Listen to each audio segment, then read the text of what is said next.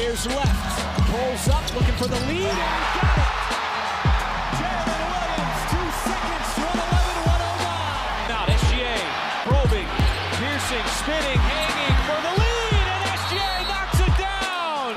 The Thunder finally get the defensive stop, and SGA puts them in front. I'm Kenrich Williams. You're listening to Topic Thunder.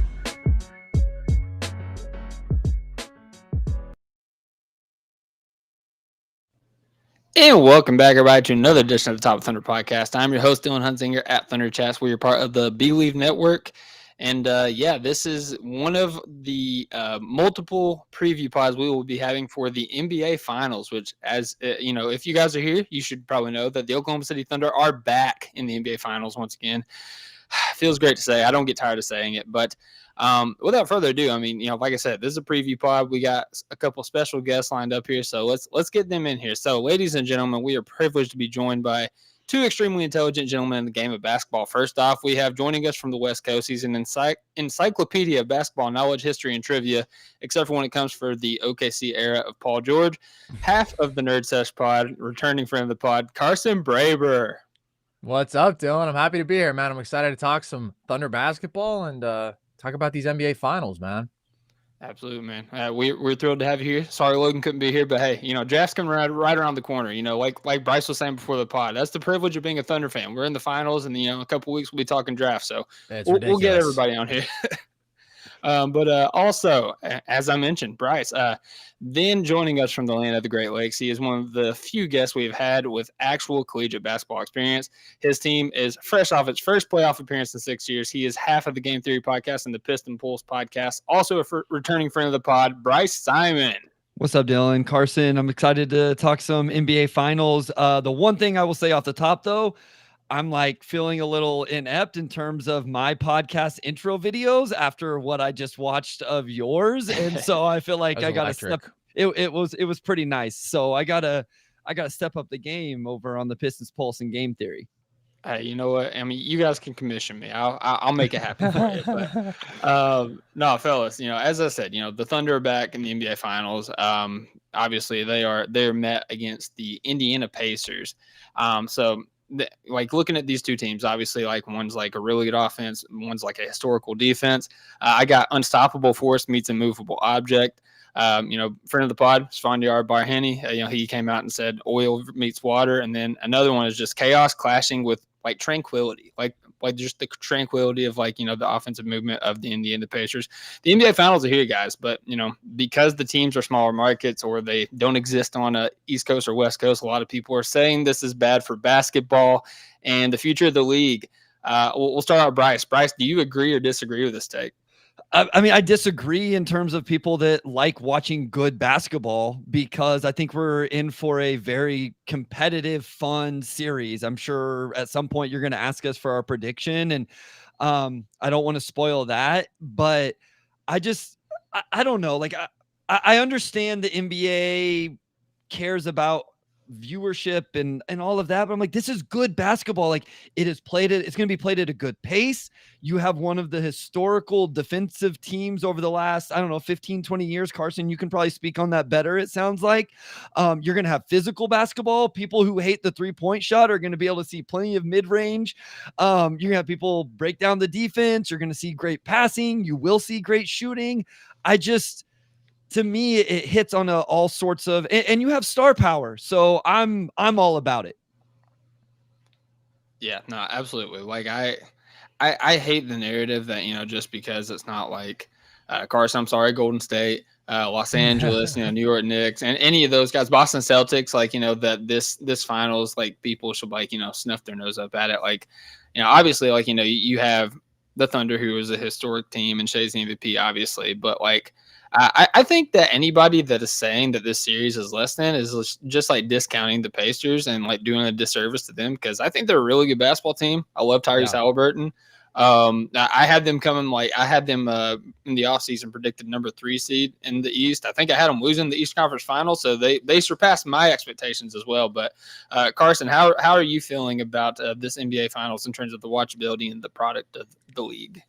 I'm extremely excited. I think that this is one of the most fun finals matchups that we could have gotten. And I think that it is absolutely representative of like the teams who deserve to be here, man. The Thunder, obviously, it's a given, even though they were one of the most hilariously and baselessly doubted great teams that we've seen in a long time. 68 wins, top 2 net rating in NBA history. All that stuff speaks for itself in terms of the quality of basketball team that they are. But the Pacers have the second best record in the NBA since January 1st. They're 46-18 in that time. This is a team that for 3/4 of the season now has been playing at a 60-win pace when Hallie is on the floor. They go 12-4 in the Eastern Conference playoffs. They convincingly beat the 64-win Cavs. They convincingly beat the Knicks. Like, I don't know what more people need to see out of them to respect them. And I also think that these are two incredibly fun basketball teams. Like, yeah, you have the best offense, in my opinion, versus best defense that we have seen in decades dynamic, which is super fun. Like you mentioned, Bryce, the pace, the depth of both of these teams. I also just love how these stars play. I mean, Hallie and Shea are two of my favorite players on the planet, and it's such an interesting contrast in style where you have Shea, who is the super heavy volume scorer, this isolation master, compared to Hallie, who is like the most fundamentally selfless player in basketball, and a Pacers offense that is so predicated upon ball movement and player movement, and even their best player quickly getting off the ball. I just think it's going to be a ton of fun. I think that these are the two best teams in basketball at this point, and they're also two really fun watches. And the idea that any basketball fan would actually care about the market size is baffling to me. Like, you're not a financial stakeholder in the league. You're a fan. Enjoy the basketball. That's all that matters. And I think it's going to be a really good series. Yep, absolutely. I love it. And we're talking very complimentary of the Indiana Pacers. So like let's kind of keep that train rolling. We'll I want to kick us off. Like, I obviously I feel very good about our standing in the series, and we can talk about it throughout the pod. But let's kind of go things like reverse here. So like break us down and build us back up. Let's say that the Pacers shock the world and they win this series. Bryce, how does that happen? How do the Pacers go about winning this series?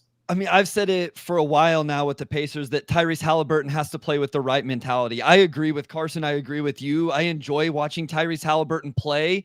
I enjoy his selflessness. I really do. I was pretty critical of how he played in Game 5 in that Knicks series, though. Like, I don't think Tyrese Halliburton can have games where he takes less than 10 field goal attempts. And I understand he is a create for his teammates first type of player, but I think he has to have a mentality of just attack to score along with the creation. And I'm not saying he has to go score 30. I just want to see that mentality. And I think sometimes he can take a little bit of a backseat with the scoring. And so I think that's where it starts. The other interesting thing, I was looking this up the other day. I think this is right, that these teams are 1-2 in points created off of turnovers. OKC, like 4 or 5 point, like substantial whenever you consider first for second.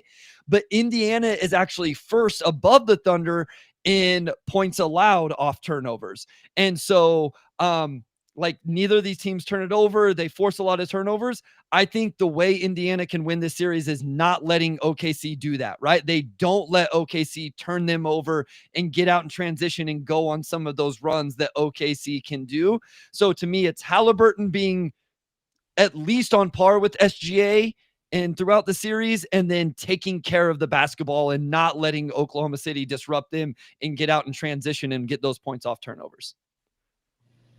All right, Carson, you feel like that's the juice, or you got another secret formula for the Pacers? Well, I'm really glad that you brought up the transition battle, Bryce, or the possession battle specifically, just because that's been so pivotal for both of these teams. These have been the two best teams in terms of winning the turnover margin, and these have been the two best teams in terms of winning the transition margin. That's been really important to both of their success, having a consistent floor that is born out of that. OKC specifically, though, literally has the highest points off turnover margin that we have seen in a postseason in the entire time in which we have that data, since 2005 when it started being tracked. So absolutely, it is so much easier said than done, as we have seen, because this OKC team is the best at turning defense into offense, at generating steals in the modern era. But as much as you can mitigate that, it's so important if you want to have a chance of beating this team. Hallie is the best player in basketball at protecting the ball, and Indiana is one of the best offenses. So you think they have to have as good a chance as anybody at being competitive there. Same goes for transition. Both these teams are outscoring their opposition by more than 8 points per game in transition. So that's where the Thunder get so much easy offense because they're so athletic in the full court. A lot of that does come off of steals. But for Indiana, I'd argue it's even more important because they are so great at getting early offense. They're so great at punishing transition cross matches. They're so great at just beating their opponent down the floor. And I think that is exceptionally important against an OKC defense that has been so ridiculously good in the half court. And I think really has a unique formula to slow down Indiana in a way that nobody else has. So if Indiana's going to win, I think they have to do really well in both the turnover margin and the transition margin. I think that Hallie does have to be really effective as a scorer. I'm expecting him to see a lot of switching, and he's going to face a lot of really high-level defenders. So specifically, his step-back three has to be going in this one with a level of consistency that it hasn't necessarily been throughout these playoffs. I think they also need to find some ways to get him really involved off ball, just because it's going to be difficult for him to separate on ball consistently. He's going to be dealing with a ton of ball pressure. And then I look at the other star too. I think that Pascal Siakam has to do what Jaren Jackson Jr. couldn't, what Julius Randle couldn't when you're talking about these big mismatch attacking forwards. And that is, first of all, be able to get the ball in the post against these psychotic OKC defenders who are fronting and fighting for position, and find a way to score on these guys without turning the ball over at a really high clip. I do think he's a better offensive player than Jaren Jackson Jr. or than Julius Randle, but he is in a similar archetype. He's going to face a lot of those same challenges. And then I also think that for Indiana to win, it's a long path. It's a long formula. Like, I think they are serious underdogs in this series for a reason. You would also need some letdowns from the offensive pieces around Shea for OKC. I think we would have to see Chet and J-Dub revert to a level closer to what they were offensively against Denver than the version of them that we got against Minnesota when the entire big three was playing at a really high level. And same goes for the collective three-point shooting. This OKC team was under 32% from deep in the first two rounds. Then they were 38% from deep against Minnesota. So when the big three are playing all up to their potential offensively and the team collectively is shooting really well from beyond the arc, I think OKC is completely unbeatable. So Indiana can play at an incredibly high level on their end. They also need OKC to play down a bit. And I think that offensively is where OKC is more vulnerable because defensively, we know how special they are. Dylan, Right. real quick, I want to add as well. Like, I want to give Rick Carlisle his due as well. Like, that would be another thing. I think I told Sam that if we are going into game 5 and it's 2-2, my guess is part of the narrative and conversation going into game 5 will be that Rick Carlisle has outcoached Mark Dagnall. And I'm not predicting that, to be clear. I'm just saying that if we have a 2-2 series after 4 games, I'm struck. I think everything Carson said is correct as well. But my guess is we will also be like, man, Carlisle has tapped into this or tapped into that, or has been very deliberate attacking this or that, or finding whatever. I think that will be part of the narrative in the conversation. If I'm not predicting that we will be 2-2 after 4 games, but if we are, I think it's most likely that Rick Carlisle coaching will be part of the conversation. Yeah, no, for sure. And obviously, Carlisle's got the championship pedigree as a head coach. And Dagnall, I feel like as much as the team kind of, as Verno says, earned their scars last year in the Mavs series, I think Mark Dagnall did as well. I think he was late to make some adjustments that felt kind of obvious. From armchair coaching. You can say which adjustment. Yeah. There was some adjustments that, we thought could have been made sooner. But I feel like he's done a really well job like this postseason in terms of making those adjustments. Like the Nuggets series, I was very pleased with the performance that Mark Dagnall had with the adjustments that he made. And I think that the Nuggets series, like all in all, just helped the team grow and adapt in such a way that is kind of made it scary, just to make it frank. But let's get back into the coaching area here because this was my next question. If you're Mark Dagnall, put yourself in Mark Dagnall's shoes, reverse it a little bit. How would you match up with the Pacers to try to limit them? And we'll start with Carson on this one. Well, I have a pretty strong feeling about this. I think that it has to be Chet starting at the 5 in this series. When I think about what you want to do defensively to make life hard on Indiana. You want to maximize your switchability and you want to maximize your speed. If you come out with a slower footed big like Hartenstein, who I think is a good defensive big, but he is limited to playing drop coverage at times, which is very ineffective against the Pacers because of their pick and pop bigs, because Hallie's most comfortable as a scorer when he can get to floater range consistently. They've just picked apart drop over and over again. When you switch iHeart out onto shifty guards like Hallie and like Andrew Nembhard, we saw those guys give him some trouble this regular season. And across the 2 regular season meetings, even though the Thunder won both games and they were plus 27 overall, they were actually -3 with iHeart on the floor. So they struggled to win his minutes. They actually fell into double-digit deficits early in both those games, and he's repeatedly being targeted defensively. I think with Chet at the 5, you can either switch everything and you can dare Hallie to try to have to beat a big like Chet as a scorer. And Hallie's done a really nice job of beating bigs off switches in these playoffs, but Chet's a different level of a challenge. I mean, his ability to move in space with his length really is special. Or you could even try Chet in like a high drop coverage and you're switching 1 through 4. But at the end of the day, I just want to maximize switchability. I want to maximize speed on rotations because it's so important that you contain the ball as much as you can, that you can contain dribble penetration against this Indiana offense. Because once you're in rotation, it's a real challenge. But then once you are in rotation, you want to have as many fast defenders on the floor as you possibly can. And I also just think like this Thunder team has been most effective throughout these playoffs with 1 big and 4 guards and wings around them. Like if you look at some of the on-off stuff, they're a plus 18 net team when Chet is out there alone at the 5 without iHeart. And they're only a plus 1 net team in the playoffs when they share the floor together. And even throughout the regular season, they were most effective with Chet at the 5. I also think offensively, he's way more effective at the 5. I think that you want to maximize your shooting around Shea because I expect to see Indiana load up on him. We might see some zone. Like for all these reasons, I just think Isaiah Hartenstein is a really good player. This is a series in which I want to see either Cason Wallace or Alex Caruso starting to maximize that perimeter speed and skill on both sides of the ball, but especially defensively, trying to slow down this Indiana offense that nobody else has been able to, but I think the Thunder really can at a different level. Right. I mean, hey, you did a great job of answering like 3 of my questions I have Sorry. planned. So, yeah, man, I knock out a lot at once. Hey, absolutely. We like the efficiency.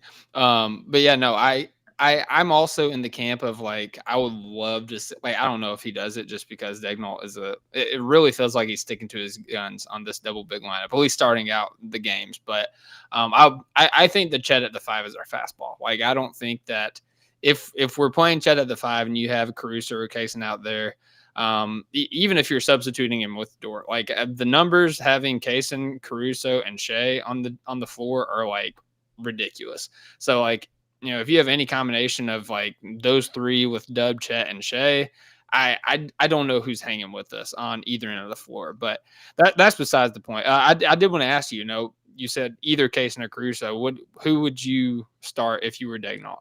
I just think Caruso's better. I think especially if you are switching everything, like his ability to give fits to a guy like Siakam, even to fight with a Miles Turner for a possession or 2, that would be my leaning. However, every indication has been Cason has been the 5th starter this year when one of the bigs is out. Caruso's only started 3 games this entire year. So if it were me, I would go with Caruso. I think it's more likely that it's Cason, though. Yeah, that's fair. Yeah, Bryce, kind of same thing with you. You know, like what's your ideal lineup? Are you a proponent of going double big? You want to go with Chet or iHeart at the 5? And if you do go with one of those guys at the 5, just single big, who would you have as the 5th starter? Yeah, I mean, my thing is you won't find a bigger Isaiah Hartenstein fan. Like going back multiple years, I felt like he was an underappreciated big, and watching him shoot short roll floaters and stuff like that is one of the things I love. Like I'm like, every big needs to be watching this because this is a really important skill set, you know? But I want to be very clear. Chet and Hartenstein are way better defensively than what the Knicks were putting out defensively with their 2 big lineup. But when the Knicks fans and everybody else was like, oh, they got to change something with the starting lineup, I'm like, okay, that's fine, but it better not be the 2 big, because that makes no sense against the Indiana Pacers, because that just gives you another big guy that's trying to get back in transition and whose natural instinct is to run to the lane and not get matched up, and another guy to get cross match, which as we've talked about, is what Indiana thrives on. Like, they don't just run to get transition buckets, they run to get mass matchups and cross matches that then they can exploit even when they run their half court offense, whether it is isolation or a ball screen or whatever. If you only have Chet on the floor or only have iHeart on the floor, it eliminates some of that. And Carson, you brought up exactly what we've talked about over on Game Theory. What is so unique about the Thunder is they have all the guys that can switch. Like, a lot of times they're like, we got to keep two guys off of Siakam or he's just going to punish us. Well, that's what's special about Caruso, even Kaysen, obviously Lou and Dub, is those guys can all switch onto Siakam and hold up okay. I will also throw this out there. I thought Cat destroyed Miles Turner on the offensive end throughout a large part of that series. And listen, I love Miles Turner, but I think if you have Chet at the 5 and Turner has to guard him at the, like, I think SGA Chet middle of the floor pick and pops can be something you just spam and spam and spam. And I think Turner's going to struggle. I wonder if we're not going to get that he's dealing with some sort of injury once these finals are over. I just don't think he's moving at 100%. So I think offensively, you're going to be able to attack the Pacers in a different way as well. I love that point. I think that this is going to be the best playoff series we've seen out of Chet for a couple reasons. First of all, I do expect to see him more at the 5 than we have previously, because I think this is when you make the adjustment to favor the things that we've talked about. But I mean, the difference in numbers in these playoffs is absurd for Chet. And there was a noticeable difference in the regular season too. But in these playoffs, when he individually is on the floor without iHeart, he averages 24 points per 75 possessions on 66% true shooting.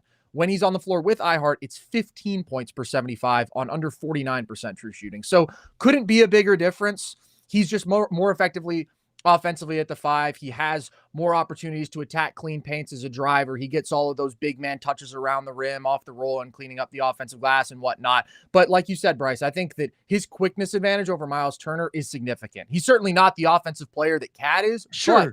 That ability to beat you as a driver and just get a step on a Miles Turner is valuable. And I think a lot of it will probably come in like semi-transition too. We know how lethal he is as a trailer. That's an opportunity to either get those looks from 3 or attack a closeout against a slower footed big. Like, that's when I think Chet's at his best offensively, when he's at the 5 and when he's matched up with a slower footed big who he can exploit with his quickness. Yeah, sorry, Dill. I didn't mean to say that Chet was quite at Cat's offensive level just yet.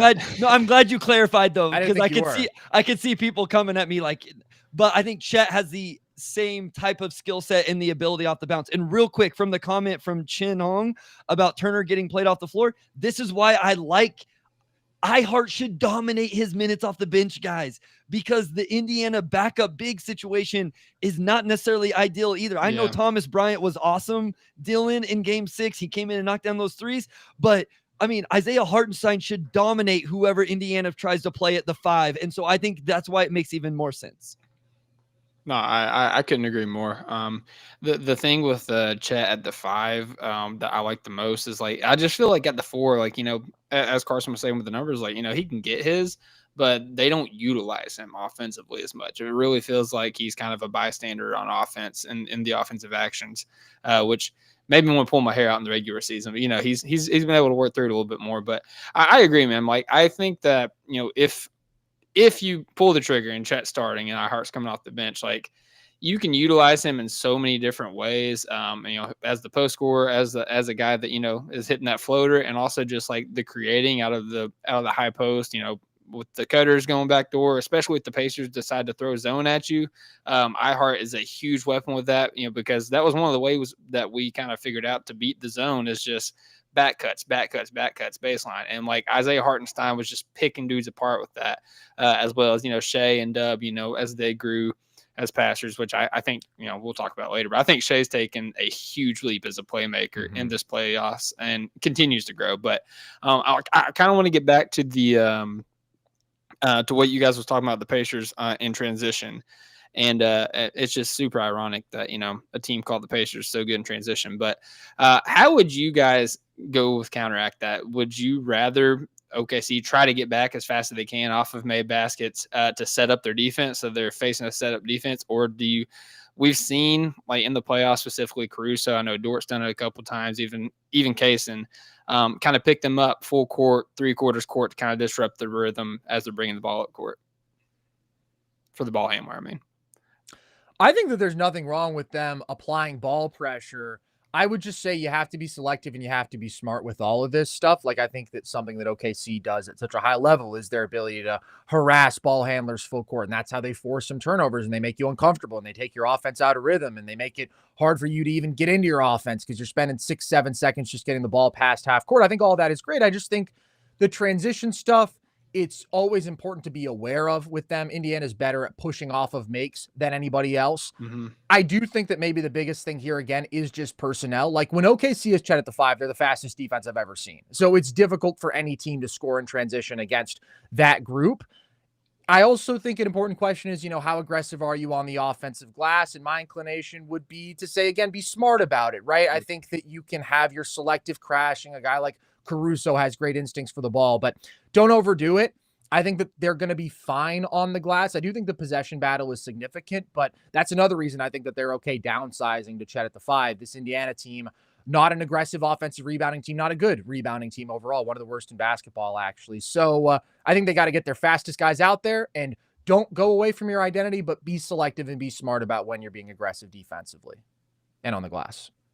Yeah, I think the offensive rebounding is a great point from Carson, because it is like there's an inclination like, okay, they want to get out and run. Well, maybe we'll just go attack the offensive boards, because they're trying to leak out. But as you brought up too, I think in the game 6 notes against the Knicks, I had 4 notes, and I don't catch every single one, but where Indiana went and scored off a made Knicks basket.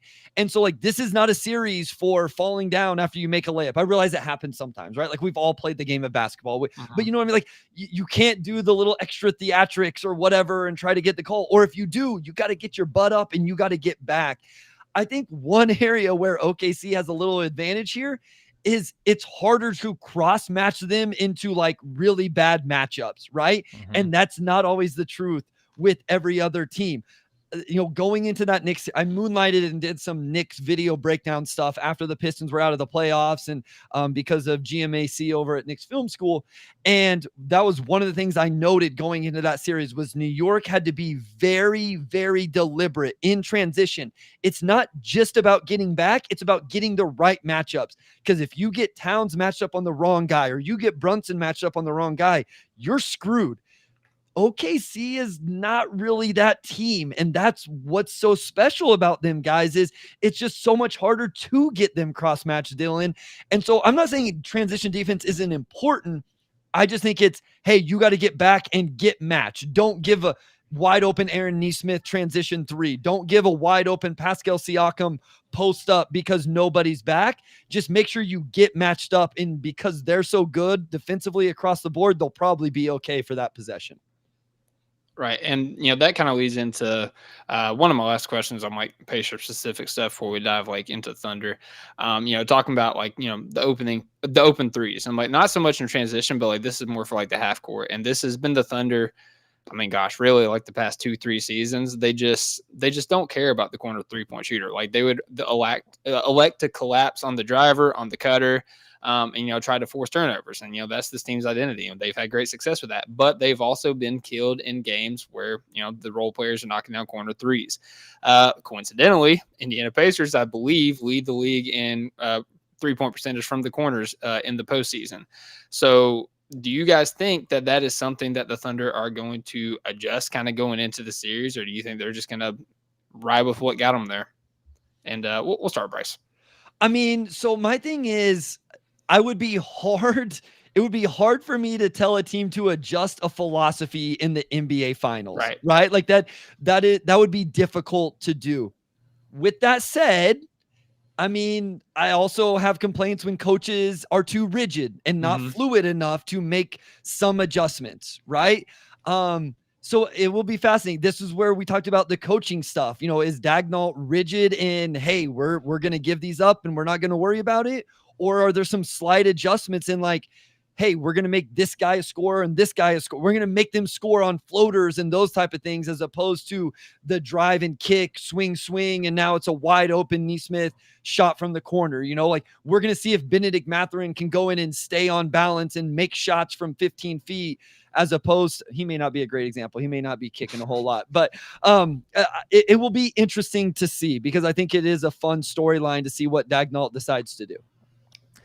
I would expect an adjustment on this front. And that's not to say that like OKC isn't going to be aggressive, helping on some drives and whatnot. But I think when you look at the playoff series in which they have allowed just a ton of wide open corner threes over the last couple of years, obviously the Dallas series last year, you have like one of the most aggressive coverages on stars that we've ever seen, just blitzing every pick and roll with Luke and Kyrie. You think about what they did against Denver, where they are hyper aggressive with doubles on Jokic almost every touch, and they're fronting and they're just having to dedicate multiple bodies to him. You think about this past series, very aggressive, putting two on the ball with Anthony Edwards and slanting their defense towards him, and at times doubling Julius Randle off post-ups. Like, that has been a very effective strategy, and it has made sense to try to force the ball out of certain players' hands, try to force them into turnovers. We also just saw in the Minnesota series, right, Chet being a roamer, Chet roaming off of Jaden McDaniels. So just by design, you're going to allow some corner threes like that. That shot is going to be there.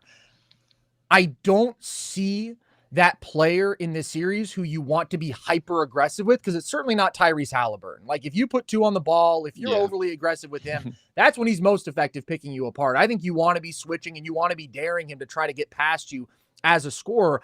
I would be more inclined to stay home. I don't see an opportunity with the starting five for Chet to be a roamer. I think he has to be matched up with Siakam or Turner, because I'm not roaming off of Aaron Neesmith when he's shooting 50% from three in these playoffs. That's just too scary to me. So the Thunder are aggressive. That's what they do. It's something they do at a special level. But I would say they can utilize that speed that makes them so effective in being so aggressive in a different way in this series. And it's more about guarding your man on an island, containing the ball as much as you can, switching 1 through 4, 1 through 5, and limiting those scoring opportunities for guys with the ball, and hopefully not letting their teammates get as involved off a pass and letting them kill you with their ball movement and finding open shooters in the corners and whatnot. Yeah, no, absolutely. I feel what you're saying. One more thing about, talking about guarding Tyrese Halliburton. Do you guys feel like Lu Dort is the best defender to guard Halliburton? Obviously, Lu Dort, he's first team All NBA defense this year. He's been slept on as a defender for all these years, but he usually thrives with more physical guards like the Damian Lillards in the past, James Harden, he guarded Anthony Edwards, guys that kind of get it done off ball and such like that. He struggles a little bit with. So do you guys think that this is Dort's task, or do you think this is more like a Caruso case? I think Caruso is probably the best option. Yeah. But if he's not starting, then I think it's Dort. I prefer Dort to Kaysen just a little bit.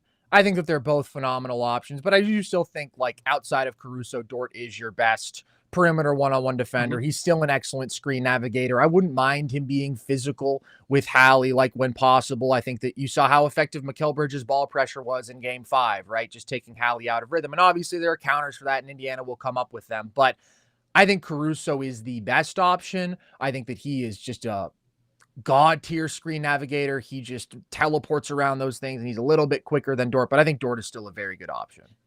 Yeah, I think they will start with Dort. And I would start with Dort. I've been seeing his praises all year, for all defensive stuff. And I'm not the only person. Lots of people have, but I mean, I love what he does defensively, and I love the physicality he plays with. And I think at the very least, I would try that. Like, can his physicality and the way he plays defense, can that wear Hallie down in some capacity? Can it annoy him in some capacity, right? Like, we're in that stage of the season, of the playoffs, where just minuscule advantages are going to continue to help and could end up being the difference. So I would start on Dort. But again, this is what's special about this roster, especially on the defensive end. If it's not working, okay, put him on Neesmith and try, Cason Wallace, try Caruso, try maybe Dub ends up being the really good matchup, right?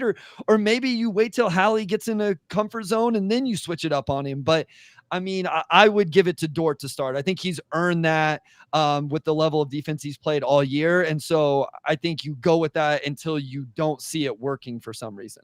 Right. And, to Daigneault's credit, he has shown the willingness to pull door if it's not working. More so offensively, but I'd say he probably has that willingness defensively as well. One more thing on the Pacers side, who would you guys say is the biggest Pacers swing player? We'll start with Bryce. Andrew Nembhard. I think Nembhard is a player that gets forgotten about with that team some. We've talked about Halliburton. We've talked about Siakam. We've talked about Turner. We've even dropped Neesmith's name a couple times. I mean, you could say some of the bench guys. I think Nembhard is really interesting. Nembhard was incredible. I thought he was Game 6 MVP for the Indiana Pacers. Not the entire conference finals, but I thought in Game 6, when the way he guarded Brunson in that game. And then I also think he's a guy that just makes momentum shots. You look up and the box score is not going to impress you most times, but I shouldn't say that. He's one of those guys that he may not shoot the ball for 6 minutes, and then the other team is on an 8-0 run, and then Nembhard hits you with a mid-range jumper, just calm the storm. And it's like, man, that's so impressive. It's the ones nobody really remembers. It's not into the game heroics. Mm-hmm. It's the momentum shots throughout a game. I think he hits those a lot for Indiana. And I'm going into this series with the assumption that he guards Shea, that he takes that matchup to start the series. And because of that, also, I think he's the swing X factor for the Pacers, because if he can't guard Shea, if they can't guard Shea, then they're obviously in a lot of trouble. Yeah. Yeah. Fair enough. I'm just going to piggyback on that. I think that it's Nembhard, and I think that Bryce, you laid out a lot of the reasons why. Now, I think it's very possible they try him as the primary defender for Shea. He was in both regular season matchups, but Neesmith was out for the first of those games, and Shea just absolutely fried. So that's absolutely destroyed him. That's a good call. That's where I wonder if they try Neesmith. He's a little bit bigger. He's more physical. He's got a little bit more length. And with what you saw from Shea, just how comfortable he was getting to his spots, torching Nembhard out of the post, like, I would be inclined to start with Neesmith, but they may not. And regardless, Nembhard has an important defensive match because it's either Shea or it's J-Dub. So regardless, he's important on the defensive end, his ability to hang in there. And then offensively, like, I do think his ability as an on-ball creator to be a quick guard, to be a difficult shot maker from the mid-range could be really important in this series, because there's going to be some possessions where the Thunder are switching everything and they're shutting down your initial action. And like, you're just going to need guys who can save some possessions. You're going to need guys who can create some one-on-one offense. And I think Nembhard could potentially be that guy for the Pacers in a number of spots. He was really good in the regular season. I believe their leading scorer in the matchups against OKC in the regular season. So he's definitely the guy who I look at as well. I will say, I talked about Turner potential injury earlier. Neesmith is another one that I'm interested to see how he looks coming out in game 1. I didn't think he looked as good. I agree. In what would it be, games 5 and game 6? I think the ankle happened in game 4, if I'm not mistaken. And so I wonder if that plays into it as well. Because you're right, Carson. Now that I think about, like, he did, like, SGA had big games in the regular season, so maybe they don't go with Nembhard. But if Neesmith is 85% or 80%, I wonder if they're like, we don't have any other option here.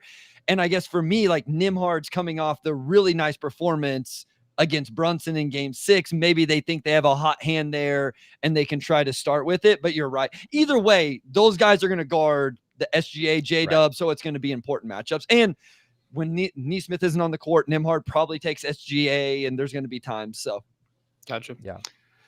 Good stuff. All right, we are going to flip over to the Thunder. This is going to be pretty Thunder-centric from here on out. And I just need you guys to check me, all right? Because I'm always an optimist, but like with the level of confidence I'm feeling in the series, it's teetering towards toxic optimism. So if it gets to that point, just hold me accountable. But let's start out. Is there a single person wearing a Pacers jersey that's going to stop Shea from doing exactly what he wants to do in the series? I mean, I think Shea's awesome. He was the MVP for a reason, and no, like he's gonna get to his spots, right? Yeah. Like Shea's gonna do what Shea does. So I don't think that there's that matchup. As much as I love Nembhard, as much as I love Neesmith, like I'm gonna say no. Like, as much as I keep bringing up game 6 and what they did against Brunson, he had some other really big games in that series because they struggled. So I'm gonna say no. Yeah, I agree. I mean, Shea, was extremely productive against Indiana this regular season across those two games. And it's a small sample size, but 39, 7, and 8 on 71% true shooting. Just stupid stuff. And like, they really couldn't do anything with him, man. They couldn't keep him out of the paint. And they tried loading up. They tried shadowing him with a second defender. They were not afraid to double. And when they did that, he picked them apart as a passer. And I think that's a really important part, Dylan, that you touched on. Shai's improvement as a playmaker throughout these playoffs, like right in front of our eyes, his ability to adjust as that Denver series went along and as he got used to what he was seeing with the zone, his ability to improve after game 1 against Minnesota, like he has just settled into all of these series and gotten better as they've gone along. And a big part of that is his ability to hit the right pressure points defensively against these aggressive coverages and pick them apart as a passer. And when the guys around him are making shots, then you're just not going to stop the OKC offense, because on an island, in terms of one-on-one defense, no, I don't think that they have a prayer. I don't think that their primary defenders can make Shai uncomfortable. I think that there are multiple dudes who he can hunt off of switches. I think that there are some adjustments that they do need to make. Like, I would like to see Nesmith on him. I would like to see Indiana applying less ball pressure than they normally do, because they love picking up full court. That scares me with Shai. You're not going to turn him over. He's incredible at taking care of the basketball. And the further that you extend your defense, the easier it is for the shiftiest guard in basketball and the best downhill guard in basketball to get a step on you. And once he's headed downhill, it's over. Like, you're either letting the best rim finishing guard get to the rim, or he's getting to the mid-range, or he's collapsing the defense. I thought that's a mistake we saw from Minnesota, where Jaden McDaniels for most of that series was picking him up too high, and Shai is just shifting past him over and over again. But fundamentally, no. I think Shai could average 35 a game in this series efficiently if they let him. And I think if they try to force him to beat them as a passer and force other guys to beat them as shooters, which is what I would do, then I think he can still give them an efficient 30 and 8-9 assists a game. That's just the level he's playing at right now. He's one of the greatest guards ever. And this Indiana team is not the one with the answers for Shai. Yeah, I would say that obviously, like Minnesota, I feel has a better defense than the Pacers, and we saw what Shai was able to do. And I think that just the freshness of the zone in the playoffs and the postseason, like the way they're able to play it, I think the Nuggets had the advantage on that in terms of Shai. I just think that, in terms of adapting as a playmaker is one thing, but also just like the different coverages that teams have thrown at him. We've seen zone like through the past couple of seasons, but like seeing it as aggressively and as often as we did in the Denver series, it really feels like Shai and the team kind of figured that out. And then we've also seen traps. We've seen blitzes as soon as he crosses the half court line for, like I said, a couple seasons now. And it felt like Minnesota was really trying to do that because they had some success in the regular season with it. And it was like Shai was just anticipating it before it came and going the opposite way of the help, like just blowing by everybody. So I've been super impressed with Shai.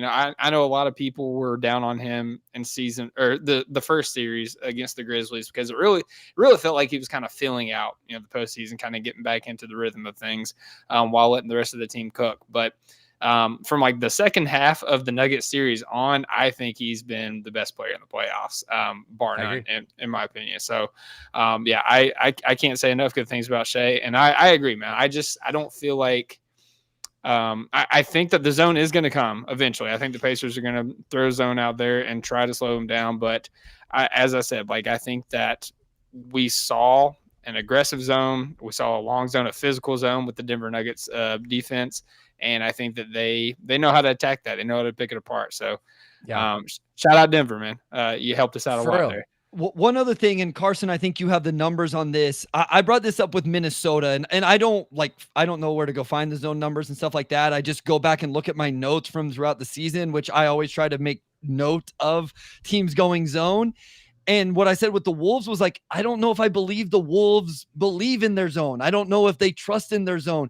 And if you don't believe in your zone, if you don't trust, if the players don't have confidence in it, it doesn't matter if it's quote unquote effective against the Thunder. You're not going to be that good at it. So Carson, I don't know if you have numbers on how much the Pacers played zone in the regular season or even in the playoffs, but if they're not a zone team, even if it's supposed to be a good strategy against the Thunder, it may not be for the Pacers specifically.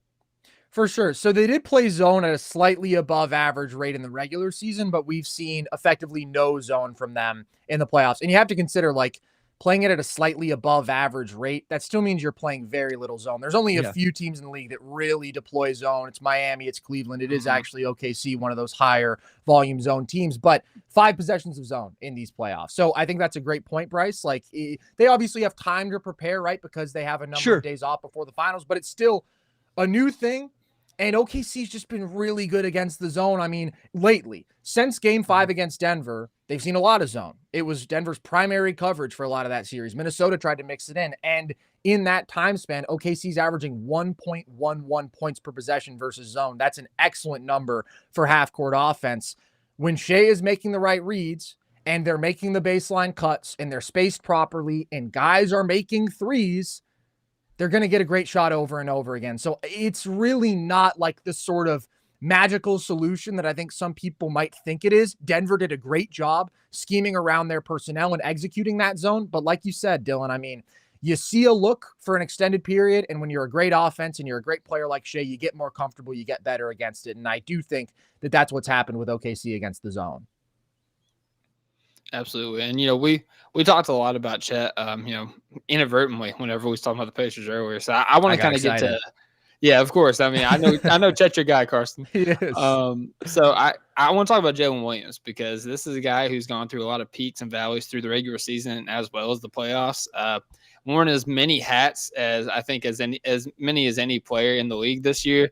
Do you think that he finishes the series just as strong as the last series? You know, Carson, you mentioned like, you know, doomsday scenario, he might revert, but do you feel like the last series was kind of like a stepping off point into what he's going to do the rest of the playoffs? Definitely. I mean, last series was pretty incredible. Like what you got from him in game 4, obviously was exceptional. That was the best playoff basketball that we've seen from him for sure that series. But I think he'll be closer to that than he was in the Denver series. Like I thought the J-Dub discourse got crazy. I think the people always are kind of nasty to J-Dub and he never gets the benefit of the doubt. And yeah. I think it just gets underappreciated because people look at a guy who's supposed to be like a second option and maybe he's not like of the caliber offensively of a high-end second option you think of, but you're overlooking that this guy is one of the 10, 12 best defensive players on the planet. So then when he's also giving you 25 and 5 on even average efficiency, like that is an elite impact basketball player. The thing with J-Dub for me is like, he's never going to get a bunch of easy offense, right? He's going to live on a somewhat mid-range heavy shot diet and some of those runners in the lane. But when he's making those shots, when he's a high-level shot maker, well, then there's not much that a defense can do, and it's not going to be hyper-efficient offense, but he gives you enough. He gives you his 20 to 22 a game on 57, 58% true shooting. That's basically what I would expect from him, because I think Indiana, right, they have good perimeter defenders with Nesmith and with Nembhard and, you know, even a TJ McConnell coming in and Benedict Mather, and everybody picks up, everybody plays with effort. But it's tough to keep J-Dub from getting a decent mid-range look. And he's going to have his opportunities off the catch from 3. And I think the biggest reason he struggled against Denver was just the guy couldn't make a shot. It's not that he couldn't get 2 decent looks for him. He was ice cold from deep. He was struggling everywhere. He was struggling to finish at the rim. But yes, long story short, I do feel encouraged by the level he was at. And I think that he will overall have a pretty good series. If there's one of the big 3 who I'm like, I don't love this matchup as much, it's J-Dub, but that's more so because I think it's a great matchup for Shea, and I think it's a great matchup for Chet. Yeah, I mean, listen, I've been a J-Dub supporter all year long. I was looking at my all NBA ballots from we did quarter, halfway, 3/4 into the season. I mean, I had J-Dub on every single one of them going back to the start of the season. So, I mean, you know, 25 games in or whatever, 20 games in or whatever. And so, and it's because of what Carson said. Like, you can pull it up and like, maybe you want to critique some of the scoring, like, oh, you know, like 20 a game or whatever it is bad in some capacity, but it's the two-way play. Like it truly is.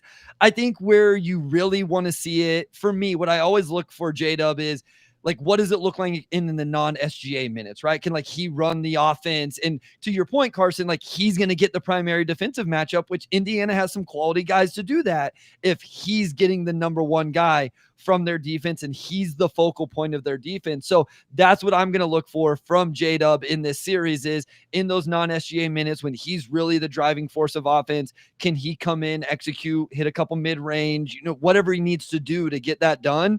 But I have no reason to doubt him. Like, I just listen. I picked this team before the season started to have actually like one of my preseason predictions was whatever the wins, the net rating, and SGA MVP, and they actually win over all of it. Like they had more wins and like it was kind of a hot take prediction thing. So I believed in this team, and I have no reason to stop now. And a big reason I believe in is because J-Dub's two-way play.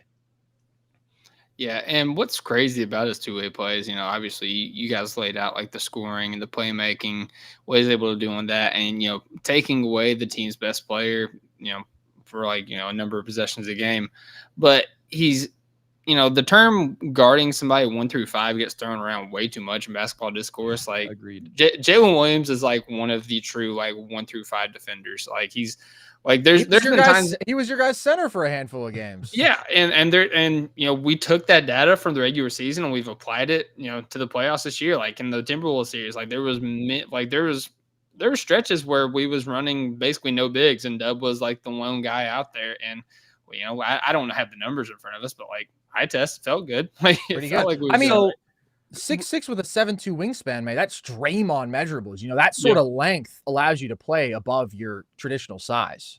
It's the difference between matchup versatility and switch versatility. Like some people have switch versatility. Like, okay, you can survive in a switch situation against, a few different positions. That is much different than you can actually take J-Dub. And in this series, like, let's go through the Pacers starting lineup. Let's real quick. Would you be okay if he was matched up against Halliburton? Yeah.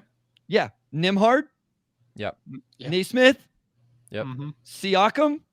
Yep. And Miles Turner. Absolutely.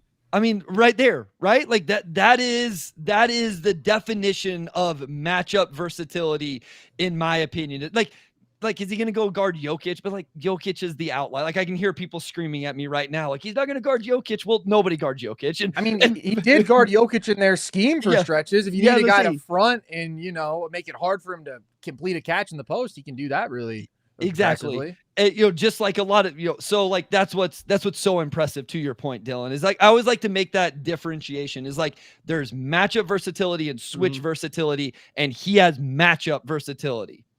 No, very well said. Very well said. Yeah. I mean, I'm extremely thrilled with the big three. I think they're all going to have a big series. I don't know if we're going to combine for 95 points again, but yeah, I don't know. It's not impossible with this pace. It could be. That's true. It could be a lot of possessions. Hey, maybe it happens. Maybe it happens a couple times. All right. Casey and Caruso, we've talked about them a lot, or as we so fondly call them, the cookies and cream. They've just been absolute game wreckers off the bench this year. Obviously, the Pacers are also a deep team in terms of like the players that they could bring in. How do you guys feel about Kaysen and Caruso matching up with the bench players of the Pacers, the Benedict Mathurin, the TJ McConnells? Do you feel like because I feel like everybody talks about like protecting the basketball and how good the Pacers are at this. I feel like a lot of the turnover differential could happen in that matchup between Cookies and Cream and the TJ McConnells, Benedict Mathurin, and co. I think it's a good point. I mean, TJ McConnell, I love the guy. He is a relatively high turnover player per minute. So I think that's a good point. But also, like, I think it goes beyond the bench matchup. Like I said, I think one of these guys needs to be starting. So I think that they are both probably going to play a pivotal role. I think that they are both important to maximizing that speed and that chaos just ability that they have defensively. I think that they're so important. And then offensively, I think that the shooting and especially the playmaking of Caruso and his ability against a zone, right, to cut, to be in the right spots, to confidently step into threes. He's been the most consistent three-point shooter for OKC throughout these playoffs. Even to like pick them apart from the middle, we've seen that a number of times where he's got those touch shots or he can spot cutters. So I couldn't be higher on Alex Caruso. I think the guy's an absolute monster. I think he's been like, in one way or another, the hero of every series for OKC up to this point. Like his role in the comeback in game 3 against Memphis, what he was doing defensively, what he did on Jaren Jackson Jr., absurd. What he did, obviously, guarding Jokic in game 7, absurd, but also taking some possessions with him even earlier in that series and making some unbelievable high IQ plays where he's anticipating exactly what Jokic is going to do and getting in passing lanes. And then last series, I mean, I thought that he just broke Julius Randle's will. So yeah, I think Caruso should in my opinion, be starting and closing a lot of these games. I think that he and Kaysen are both highly impactful in this series. Yeah, I couldn't agree more with Caruso. I think his impact is absolutely incredible. And, I don't think Kaysen's is as much as Caruso, but I still think he just does so many things. Like I know there were I think it was game 4 against the Wolves. I was like keeping track because I think the Wolves came back and tied the game, forced a Thunder timeout. And then after that timeout, like Wallace made a off the ball cut and a mid-range over Ant. And then he helped force a shot clock violation with some disruption. And then I think he had a steal on a on an entry pass or something like that. Three offensive rebounds in that game, I think, too. He made a lot of plays. And so it's just like he just does all of those little things. Some show up in the box score, some don't. But he's one of those players that just is very impactful. And then, as we've talked about throughout the entire episode, the defense. So, I mean, listen, I'm like Carson. Like, I like TJ McConnell. I think he's a fascinating player to watch with the way he gets paint touch after paint touch after paint touch.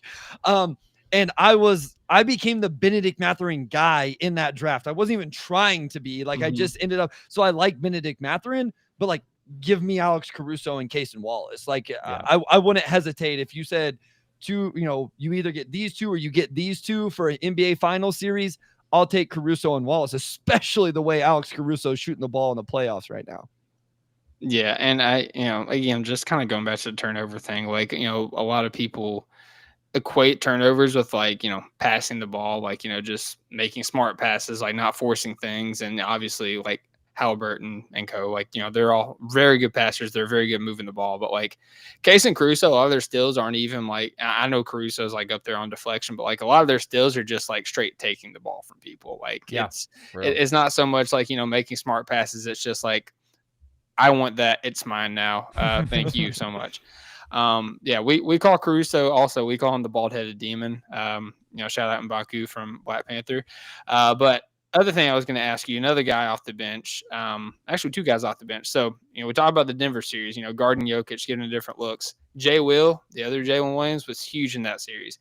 Kenny Hustle, he didn't play much in the Nuggets series, but, he got some run in the Timberwolves series, and he was actually really solid and really productive. Is there another unsung hero off the bench that you could see being brushed off to give the Pacers a different look? And please tell me it's Ousmane Dieng. I was about to say that's the only guy who they could go to at this point. We're not going to get any Adam Flagler minutes, are we? I don't know. I feel like they've used everybody in one spot or another. I think if anything, it would be either Jay Will or Kenny Hustle again. Maybe he has a body to throw at a Siakam, versatile defenders, but I mean, Isaiah Joe doesn't really count as a deep cut. I also don't know how much I want to see him play, just because I feel like any defensive target, I would just like to keep off the floor. Yeah. So I kind of wonder boring, but no, I don't really see that deep bench guy. I don't either. Wiggins has only played 13 and a half minutes. I wonder if this is a series they go to and more for exactly what Carson said. You won't find a much bigger Isaiah Joe fan. I love Isaiah Joe. Spam ghosts with Isaiah Joe, ghost screens all day with Isaiah Joe. But I do wonder, to your point, because of what I said earlier with you can't be cross-matched with the roster because of how versatile all these defenders are. I feel like Wiggins gives you more of that than Isaiah Joe does in terms of that. So I wonder if maybe that would be my name of a guy that maybe hasn't been as impactful in the playoff run as I thought he would be based on the regular season. Maybe this is an Aaron Wiggins series where we see him play some more minutes and have a little bit more of an impact. Okay. And conversely, not unsung hero, just swing player. Who's the biggest swing player for the Thunder in this series?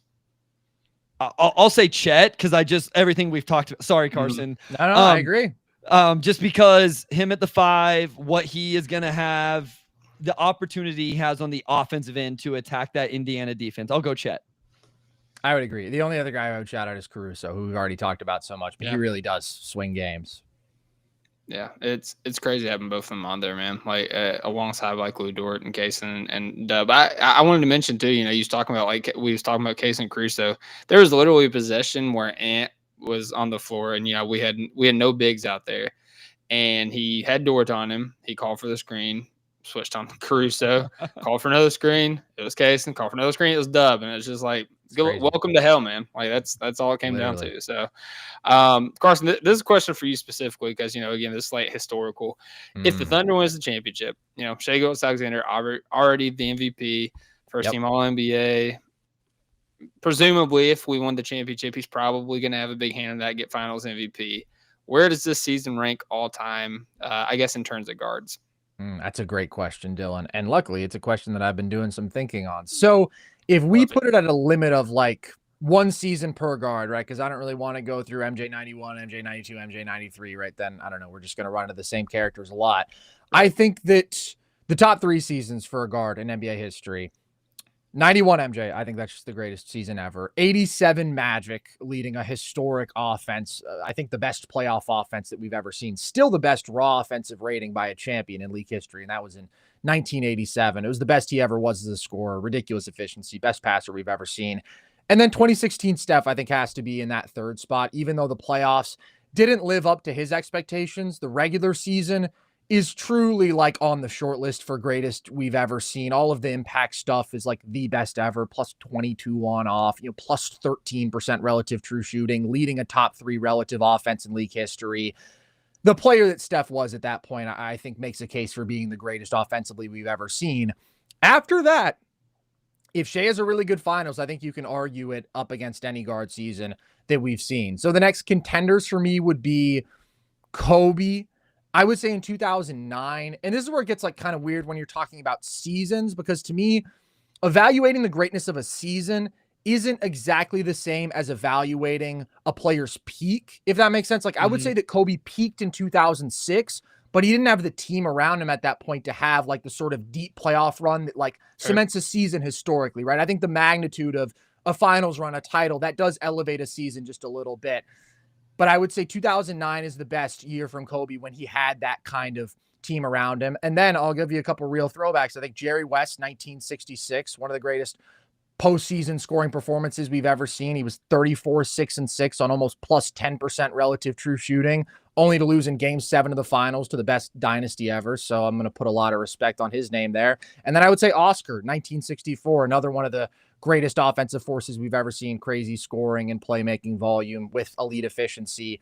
I would say that depending on where Shai's finals land in terms of his performance, he'll be somewhere in that range. So I would say somewhere between the 4th and the 7th best guard season that we've seen, if we're limiting it to one season per person. And then, there's a slew of other ones that people would mention. Luka last year, Harden, 2019, Nash, 05, 06, Wade, probably 09. That's kind of the tricky thing with D Wade. He never had like that all-time sort of regular season and postseason run together. His best postseason was 06, but he wasn't like a top 5 level regular season player at that point. And then by 09 he was, but he didn't have the team. And then, maybe a Chris Paul season, but I think I would take Shai over all those guys. Just the combination of not just an MVP season, but winning, in my opinion, the best 2-man MVP race we've ever seen, having to make a more compelling case than almost 30-point triple-double Nikola Jokic, and I legitimately think that Shai deserved the award. That's about as high a bar as there is. All his impact stuff is insane. And then to cement it with a dominant playoff run, very few guys in NBA history who have a end-to-end resume like that in a season.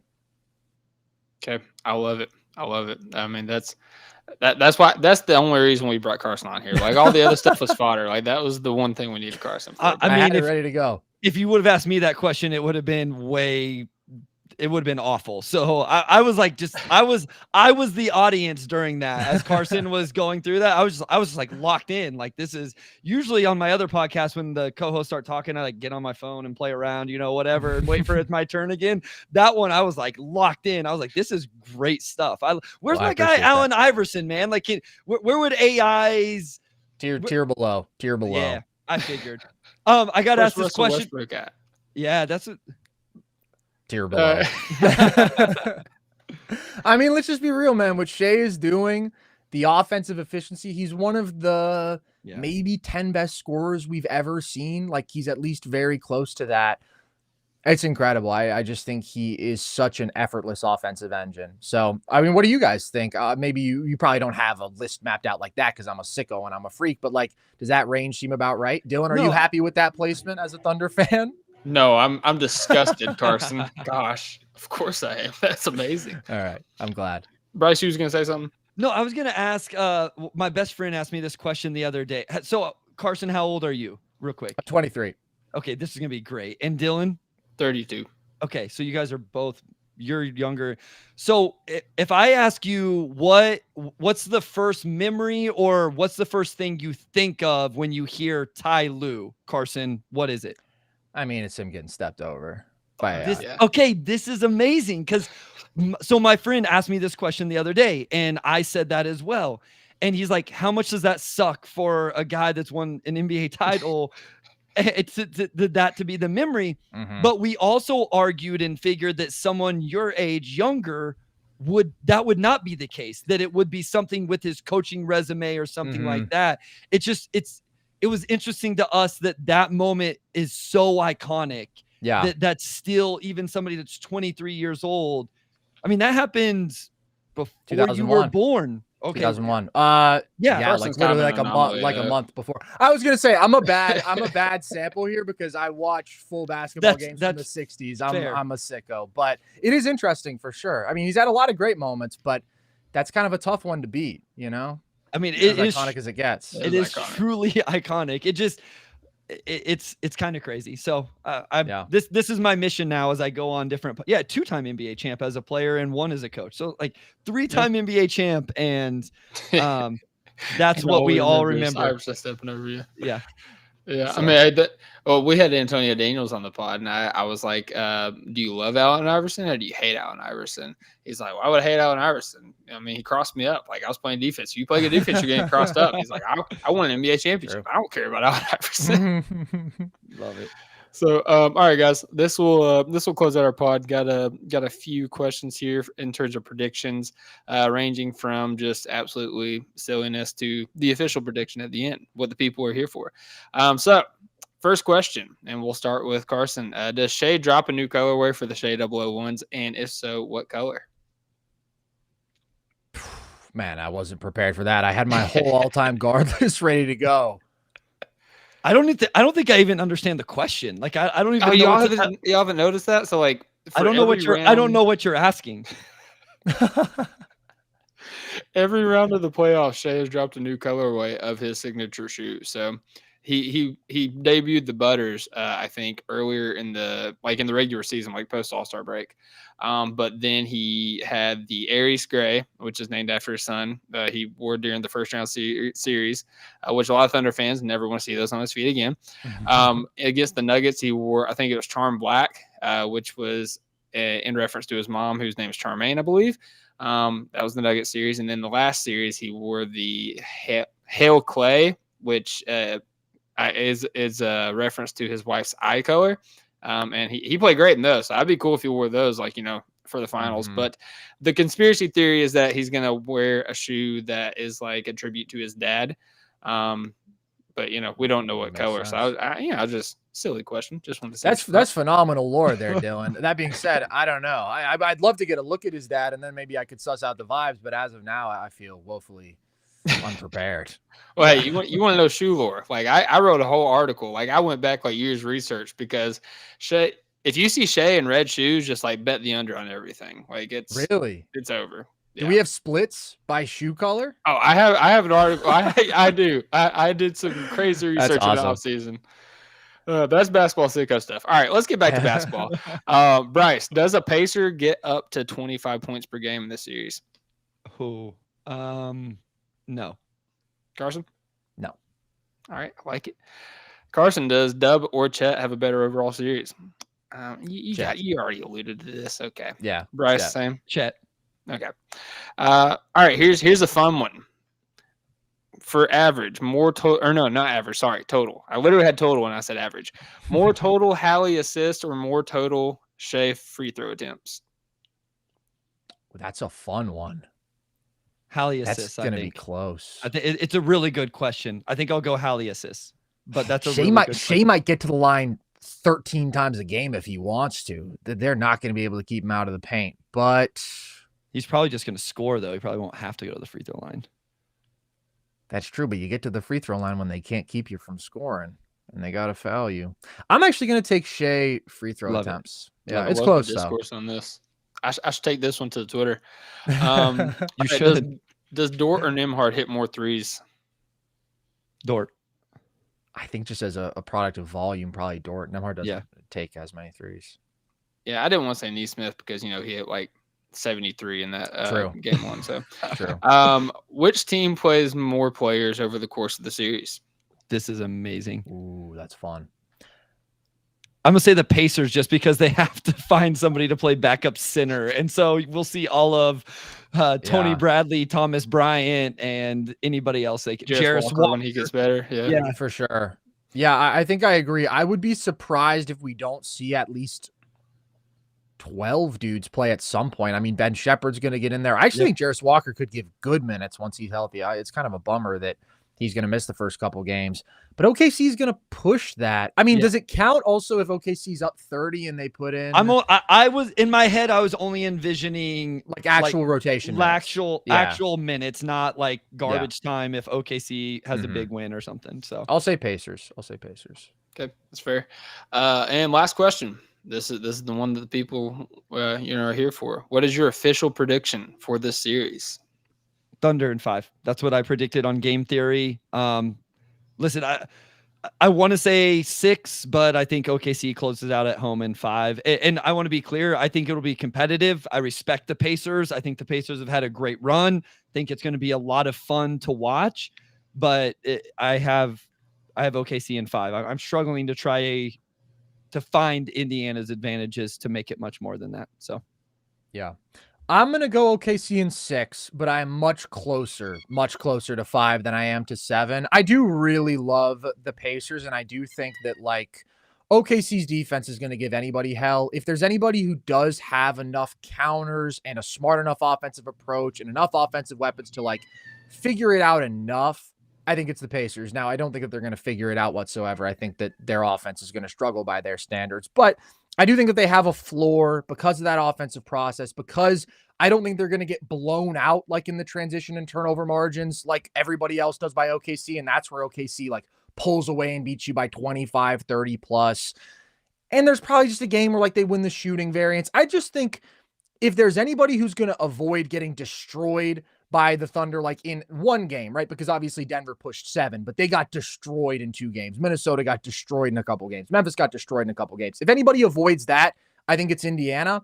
That being said, I think that OKC's defense is one of the best we've ever seen. I think Shea is playing at a crazy high level and is going to have a dominant series. And with how the offense looked around him last series, the shooting, Chet, J-Dub, I can't pick it to go past 6. I think that's probably a little bit optimistic for Indiana. I want to give them their respect, but OKC's just on another level. I mean, they're on another level from everybody else right now. Yeah, I think I tweeted out that, when I was defending the series, kind of tongue in cheek though, going back to like my optimistic take on how the Thunder are going to be. I said that this is going to be one of the most entertaining 5 games that we've ever seen in the playoffs. So I've want to go, like, I could see it going 6 just because, the Pacers do have really good offense and, we have hemorrhaged shots to the corners before. And I think that, you could definitely steal a game that way. And I could also, like, I don't want to say I can see it going 4. Like, that's where you guys could probably check me, like, accountability wise. But like, if the Thunder like are like, all right, go time, like it's here, like, let's just lock in, like Chet at the 5, like iHeart, like kill him off the bench, like Caruso, you're in here, like just go full demon mode from jump.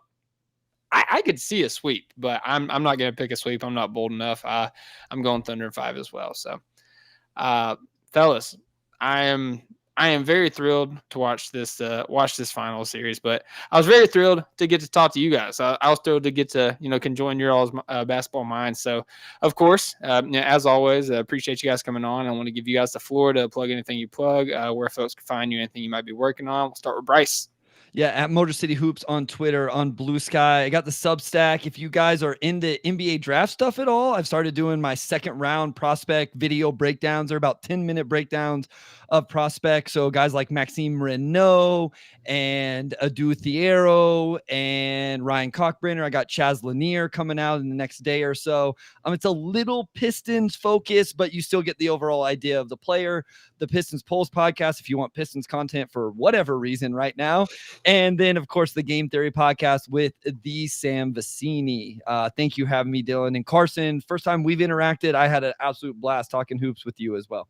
Same here, man. It was great to meet you. Everybody go check out Bryce's stuff everywhere. And if you want to check out my stuff, at Nerd Sesh everywhere, YouTube, we're going to be live after every game of the finals. We have a full in-depth preview of the series already up, and then we're also doing a mailbag episode where we're going to answer a bunch of questions about the series tomorrow. So that's on YouTube, that's all audio platforms, and then on social, we're everywhere, and you see clips from the show, but also we do a lot of trivia stuff, so that's where some of the sick historical stuff comes into play. But this was a blast, as always. Dylan, I'm very happy for you. I'm very happy for all of my Thunder fan friends. I'm very happy for Cone, and well-deserved, man. Well-deserved. You guys have somehow been through a lot this season, even though you won 68 games, just because, I don't know, even as a non-Thunder fan, the discourse has been so infuriating to me at times. And as someone who picked them to win the title before the year, picked them to win the title before the playoffs, and has been such a believer in the fact that I think you guys truly are building to a dynasty, it's nice to see the fellas doing so well. So I'm very excited for this series. Definitely appreciate that, man. Yeah, we talked about the take on our last podcast where I think it might have been Big Cat that said it, which is ironic because, you know, Big Cat talking NBA. Anyways, was talking about how as good as this Thunder team is and as historically as they was, this might be the worst version of the Thunder that we see over the next couple of years, which just saying that should scare some folks. But healthy Chet, man. Healthy Chet in a couple of years. Ooh-wee. Yeah. That's the thing, man. Like I made this point the other day too. Like we haven't seen a complete healthy offseason, healthy regular season from Chet Holmgren in his NBA career yet. When that happens, look out. That's all I'm gonna say. But yeah, obviously, you know, like they said, like go follow Bryce, go listen to Game Theory, especially as the draft's coming up, like some of the best draft content in the game. And shout out Carson and Logan, who is not here. Like I said, you guys have been killing it on Nerd Sesh. I listen to your guys' pod after all of our games because it's confirmation bias for whenever something goes wrong. And it's then, propaganda for sure. Yeah, but like, you know, whenever something's going right, like, you know, just listen to the Glaze Fest. It makes me feel better. So, but yeah, with that being said, I hope everybody, like I said, we'll be back tomorrow. We have, I think it's the Pacers Post Up podcast. I apologize. It is our Pacers partner in the Believe Network. So we will be back tomorrow again, previewing this NBA Finals matchup. Yes, we are milking it because it is the NBA Finals. And then we will be back post-game on Thursday. You can listen to us before you go to Carson and Nerd Sesh. But with that being said, hope everybody has a great night. God bless. Hoop when you can. And as always, Thunder up. Come on, guys. Thunder up. Let's just say it. Oh, my bad. What am I supposed to say? Thunder up. Oh, Thunder up. My bad. Thanks.